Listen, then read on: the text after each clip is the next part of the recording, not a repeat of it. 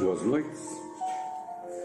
Dando prosseguimento às nossas reuniões, vamos elevar o nosso pensamento a Deus, a Jesus, pedindo ao Pai a proteção, o esclarecimento e a orientação. Pai nosso que estás nos céus, santificado seja o teu nome. Venha a nós o teu reino de paz, de amor e de fé. Que seja feita a tua vontade, aqui na terra como em todos os pontos do universo. Que o pão do corpo e da alma dai-nos hoje e sempre. Perdoa, Senhor, as nossas dívidas, assim como perdoarmos aos nossos devedores. Não nos deixeis cair em novas tentações, mas livra-nos de todo o mal. Porque teu é o reino, o poder, a glória, a justiça, a esperança e o amor para todos sempre. Que assim seja.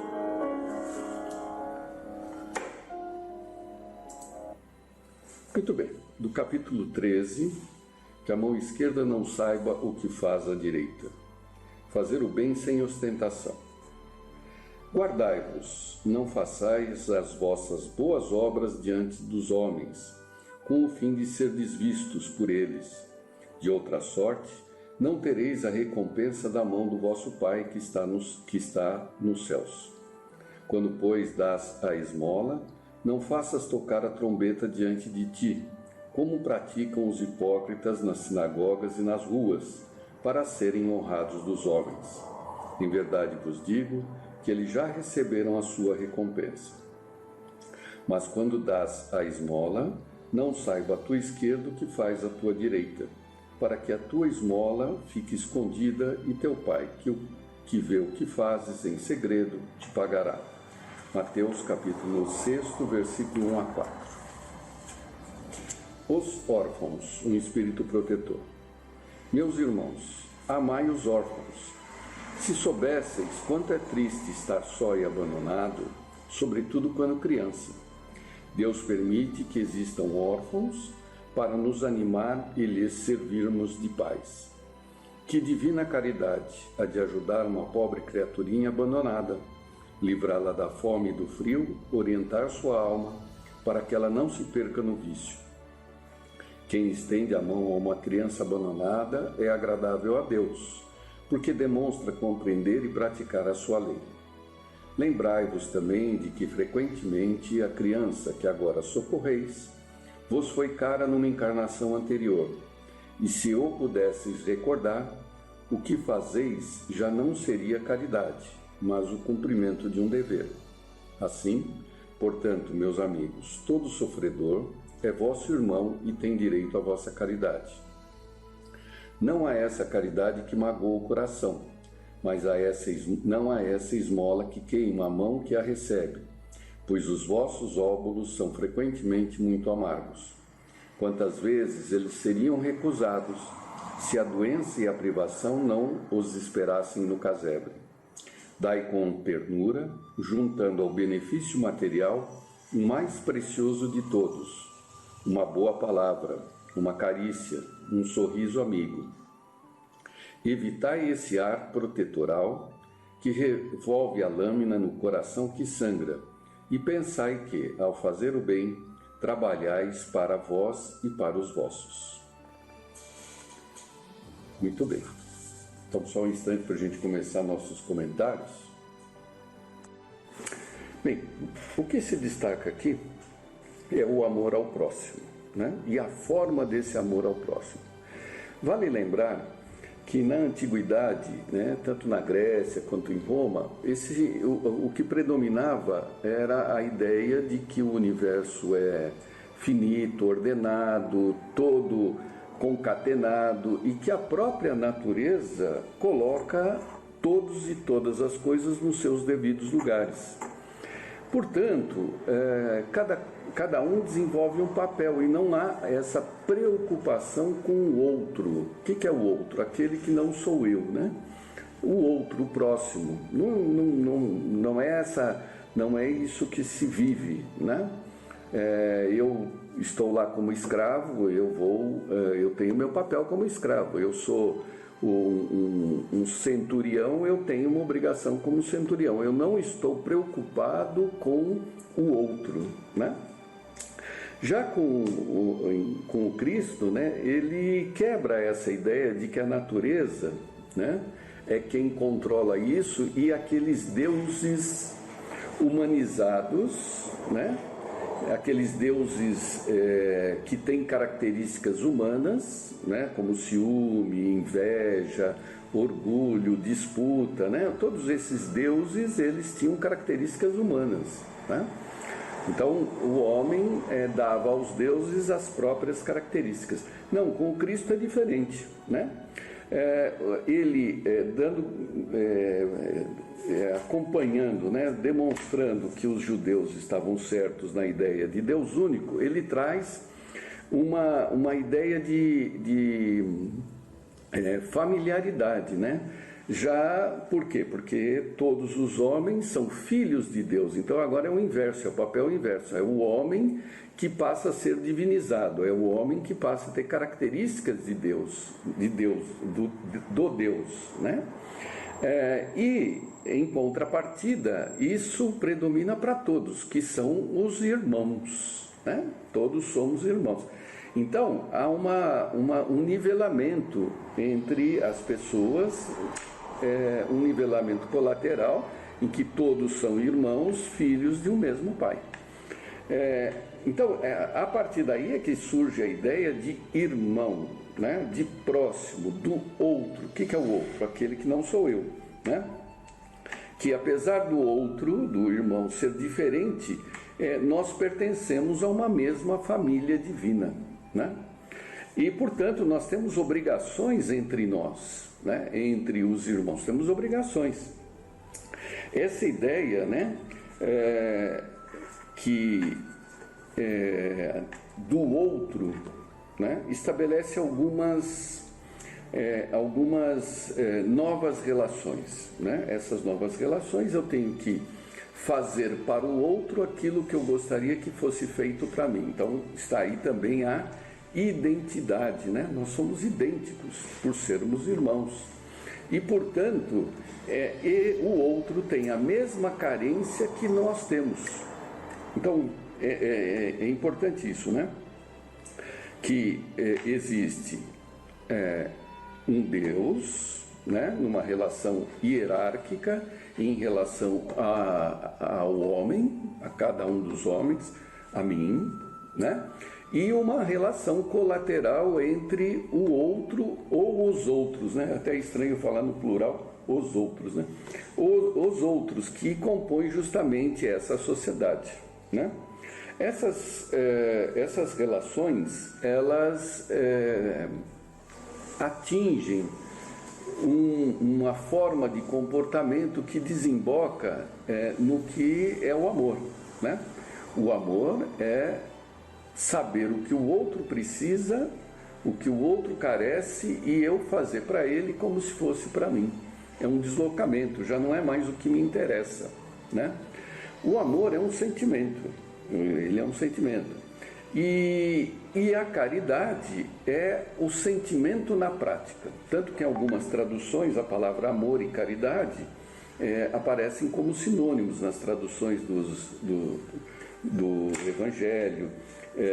Muitas vezes a palavra amor é substituída por caridade, mas a gente pode conceituar como caridade é o sentimento colocado em prática, né?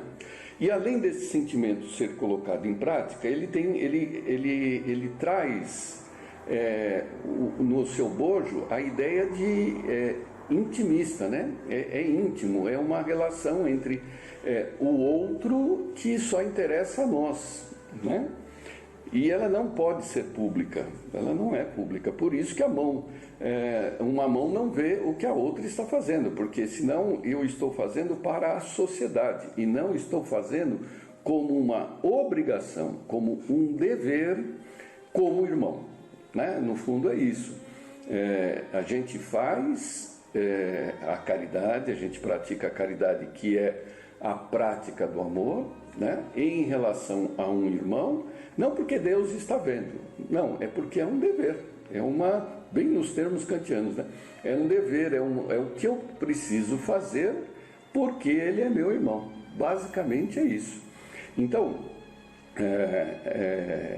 as relações sinceras, né, essas relações íntimas, né, elas fazem parte do processo educacional de um Deus, né, que nos acompanha, que nos educa, que não nos fiscaliza e nos pune, né? Não, ele é um educador através de Jesus, porque foi Jesus é que criou, ele serviu para estabelecermos uma identificação, uma linguagem da vontade de Deus. Então Deus tem a sua vontade.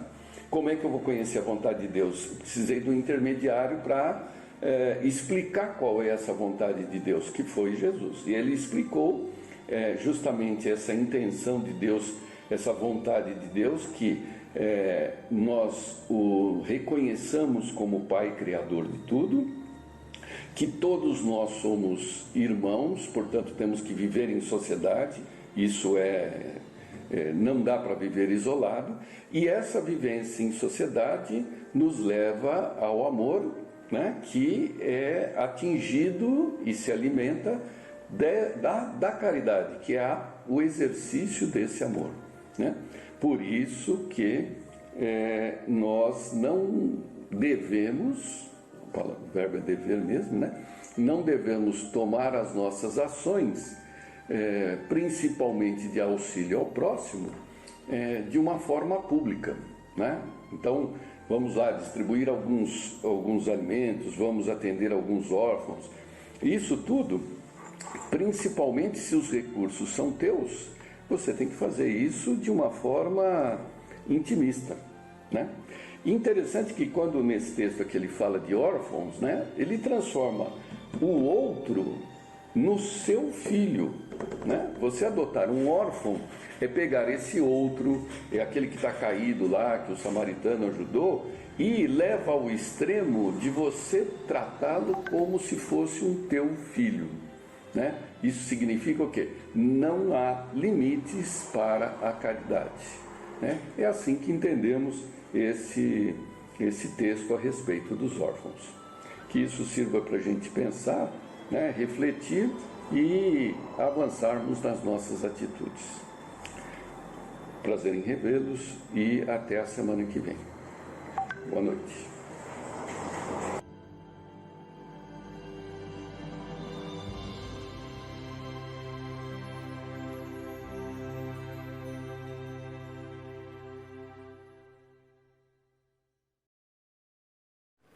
Boa noite a todos.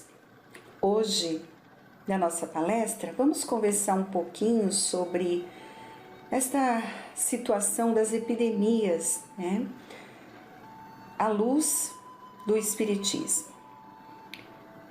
Perguntas como: seria esse vírus uma expiação coletiva? A fé nos torna isentos de epidemias como esta? Temos uma proteção maior? Qual o aprendizado de tudo isso? Porque muitas vezes as pessoas colocam: nossa, Deus esqueceu da humanidade, como que Ele permite que isso aconteça? À luz da reencarnação, nós temos as respostas. Somos espíritos eternos, milenares, já erramos muito, estamos evoluindo, passando por provas e expiações, estamos em um planeta de provas e expiações que é a Terra. Então, todos que estão encarnados aqui, nesse mundo, estão sujeitos a passar por provas, por situações como essa. E o desencarne coletivo faz parte dos flagelos que a humanidade passa. Então vamos falar um pouquinho sobre tudo isso, que nós temos todo esse ensinamento, começando nas obras doutrinárias, ali, tudo codificado por Allan Kardec, né? Desde o livro dos Espíritos, até o Céu e o Inferno, Obras Póstumas. Nós temos vários textos, várias colocações, depois ali ampliado por outros estudiosos que deram continuidade a tudo aquilo que Kardec colocou na codificação. Então vamos ver, vamos analisar um pouquinho na linha do tempo da história mundial. Muitas foram as epidemias causadoras de milhares de desencarnes, né? Vamos lembrar rapidamente, a malária somava 3 milhões de desencarnados por ano ali, né? Desde 1980. A gripe espanhola, que foi muito parecida com esta que está acontecendo hoje. Até se nós buscarmos ali colocações, avisos de como tinha que se prevenir, né, para evitar a gripe, é semelhante ao que temos que fazer hoje. Só que naquela época foi muito pior, né, porque não havia toda essa informação, esses cuidados, então atingiu muito mais pessoas do que esta está atingindo hoje. Então você vê, foi 20 milhões de desencarnados naquela época. A peste negra, com um total de 50 milhões, entre outras que aconteceram. Diante de tais situações, como essa, muitas pessoas perguntam, onde está Deus nessas horas? Será um castigo da divindade superior? Porque, infelizmente, né, dependendo de algumas religiões que colocaram ou ainda colocam que Deus castiga, e que não é verdade, porque Jesus, o nosso mestre, que nos falou verdadeiramente quem era esse Pai, que é soberanamente justo e bom, jamais castigará a ninguém, né? Mas as pessoas ainda ficam ali, na realidade, nós queremos achar um culpado, né? E culpar até Deus, que é nosso Pai. O homem, ele tem vivido há muitos séculos fazendo escolhas erradas e criando situações dolorosas. Esse é um dos princípios doutrinários do Espiritismo, a lei de causa e efeito. Nós vamos construindo a nossa evolução. Somos os construtores e, infelizmente, a grande maioria tem feito escolhas indevidas que geram consequências. E aí não tem como, né? É aquele pai amoroso que dá todas as oportunidades, mas se o filho rebelde não aprende, vai ter que ser pela dor. É mais ou menos assim. Lembremos que Deus é um Pai misericordioso, justo e bom. Ele não pune, não castiga, não julga e não condena. Isso é fato, isso é a verdade. Somos altamente responsáveis pelos nossos atos e ações, lembrando sempre da lei. Isso é uma lei da vida. A semeadura é livre, mas a colheita é obrigatória. Portanto, não há punição da divindade. São consequências do nosso livre-arbítrio. Deus nos criou livres. Nós fazemos a escolha. Ninguém nos impõe nada. Normalmente vamos construindo, fazendo as escolhas, tomando as decisões. Só que aquilo, né, que até as nossas vovozinhas, um ditado antigo falavam, plantou, colheu. Parece que nós esquecemos disso, né? Vamos vivendo a vida ali, tomando as decisões, não querendo ouvir nada, não querendo buscar as respostas à luz ali do Evangelho, que deveria ser a escolha, o roteiro melhor para que a gente pudesse tomar as decisões corretas. E depois, infelizmente, vêm as situações que temos que sofrer para aprender. Então, a dor, A dor é uma alavanca, né? O Espiritismo também nos coloca a questão da dor, que é tão evitada, que tanto as pessoas fogem de passar por situações que vão trazer a dor para elas, mas nós sabemos que é uma grande alavanca para que o espírito desperte em determinadas situações, porque se não for pela dor ele não vai acordar. E aí o tempo vai passando e ele perde mais uma oportunidade. Então, quando necessário, a espiritualidade superior, ela permite que determinadas situações aconteçam na vida daquele ser, daquela família ou de uma sociedade, para que as coisas aconteçam, que mude para melhor. É assim que nós devemos nos enxergar, né? Atualmente, o planeta Terra está em processo de transição, isto é, passará a ser um planeta de regeneração, migrando na fase de provas e expiações. Esse processo, ele já está acontecendo de muito tempo e será efetuado paulatinamente. Então, esse é outra informação que nós temos na doutrina espírita, né? Assim como nós, os mundos também evoluem.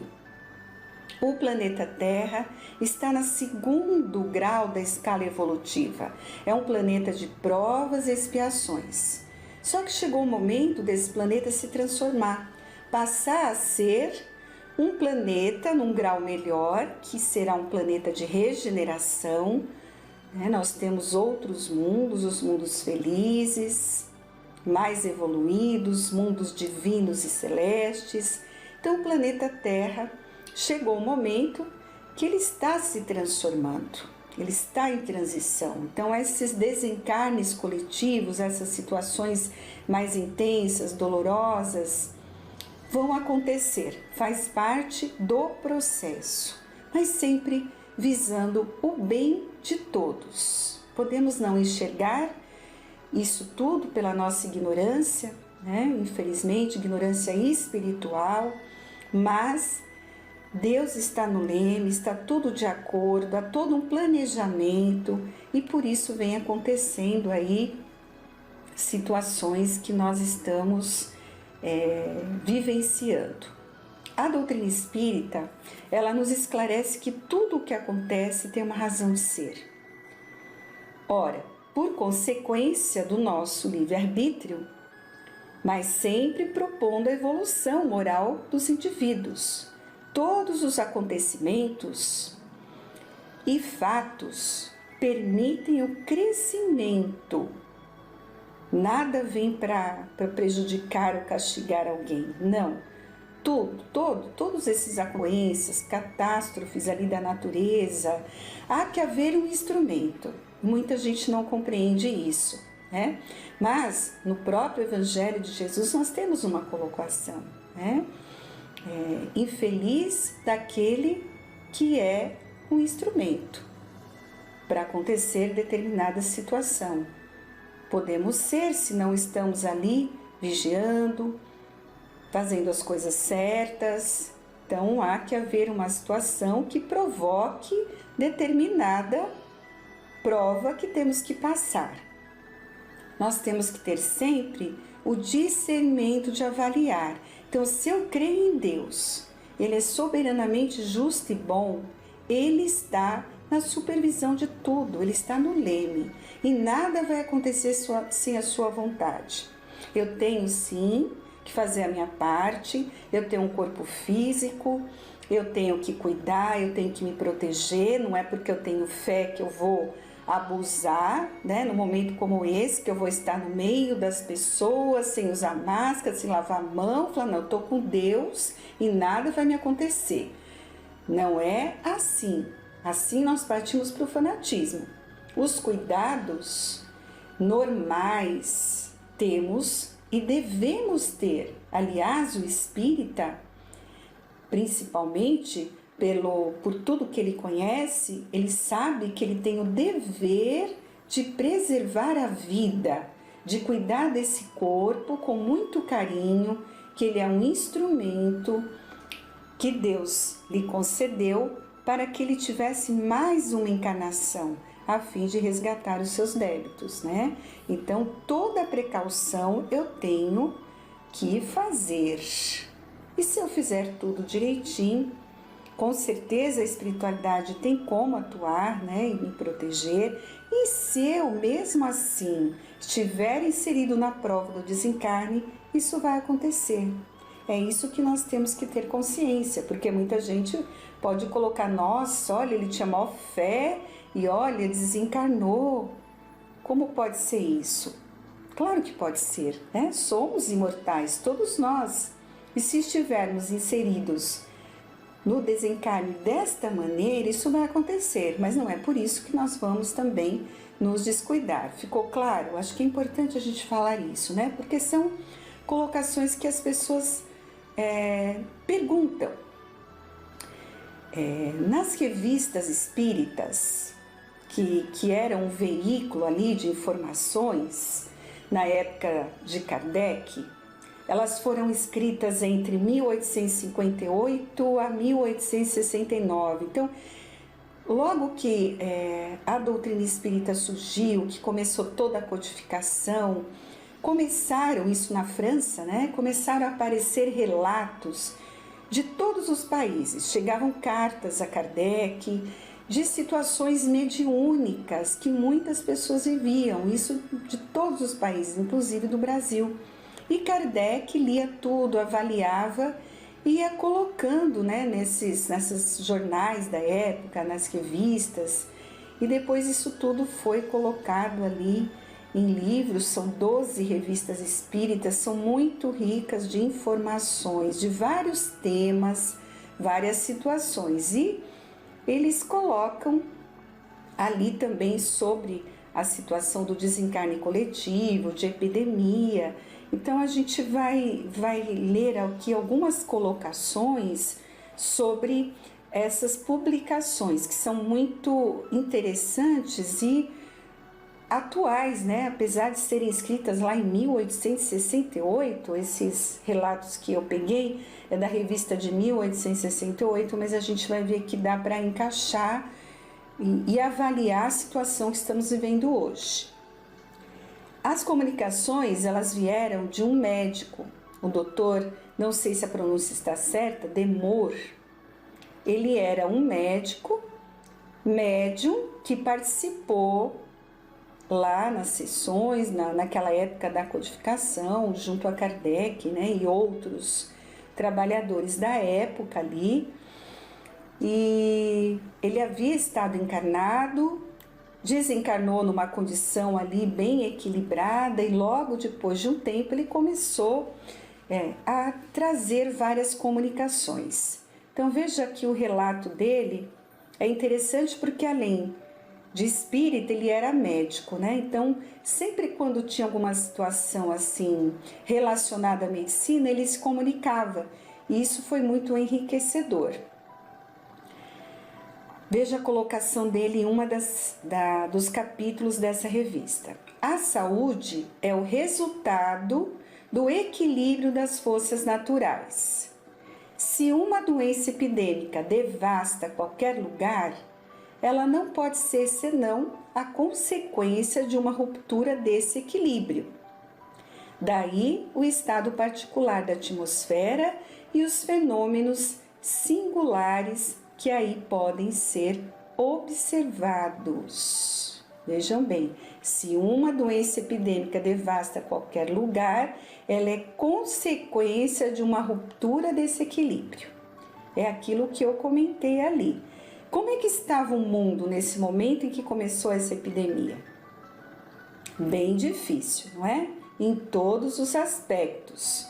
Nós estávamos ali pertinho de ocorrer uma guerra mundial, infelizmente, por uma atitude infeliz de governantes, a atitude moral, a conduta. As pessoas em geral, vamos trazer para nós, no nosso simples campo ali de atuação, na nossa família, na nossa sociedade, mundo extremamente materialista, a grande maioria, viciosos, pensando exclusivamente nas questões materiais. Então é como se a espiritualidade falasse: não, vamos dar uma parada em tudo isso. Não tem outro jeito a não ser criar uma situação para que todos possam desacelerar e pensar como estão conduzindo a sua vida. Foi mais ou menos isso, com certeza. Se avaliarmos ali com discernimento, é isso que a espiritualidade está nos convidando. É hora de refletir, é hora de mudanças. E tenhamos a certeza que isso vai acontecer com a grande maioria. Infelizmente, ainda tem aqueles mais rebeldes que vão insistir e até podem piorar o comportamento depois de tudo isso. Mas aí é a Deus que compete avaliar, julgar e dar as novas oportunidades no futuro. A espiritualidade amiga sempre tentando atuar, né? É isso que nós temos que ver.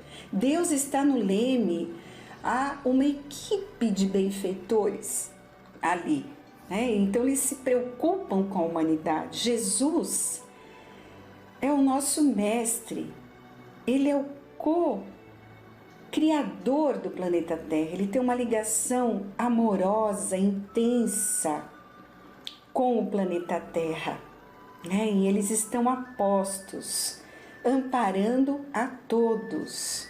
Eles tentam nos mostrar o caminho certo, mas infelizmente o orgulho, a vaidade, a falta de fé faz o homem fazer escolhas erradas. Daí a necessidade de uma intervenção mais rigorosa. Fazer todo mundo parar, né? É aquilo, é desacelerar, refletir nos erros. Esse é o objetivo maior. Então, tem uma razão para tudo isso. E que cada um traga para a sua vida em particular, né? Para a sua avaliação. O que eu tenho que mudar depois de tudo isso que eu estou vivenciando. E tenhamos a certeza, vamos conversar mais sobre isso nas próximas palestras, que podemos e devemos mudar muita coisa sim. Mais um trecho da revista, de 1868, continuando as colocações do médico desencarnado. Cada dia mais entramos no período transitório que deve trazer a transformação orgânica da Terra e a regeneração de seus habitantes. Os flagelos são instrumentos de que serve a grande cirurgião, o grande, cirurgião do universo, que é Deus nosso Pai, para extirpar do mundo destinado a marchar para frente os elementos gangrenados que nele provocam desordens incompatíveis com o seu novo estado. Então vejam, os flagelos destruidores, que nós encontramos um capítulo no Livro dos Espíritos falando sobre isso, que é a dor, que é uma alavanca, a dor que acontece, são instrumentos para que Deus, nosso Pai, atue sobre tudo que está ali prejudicando, elementos gangrenados, como ele colocou, que estão provocando desordens, que não permitem que o mundo, que o planeta Terra se transforme. Enquanto houver esses núcleos destruidores, não tem como evoluir espiritualmente. Então há que haver uma limpeza, há que haver uma separação, como lembra-nos no Evangelho, o joio e o trigo.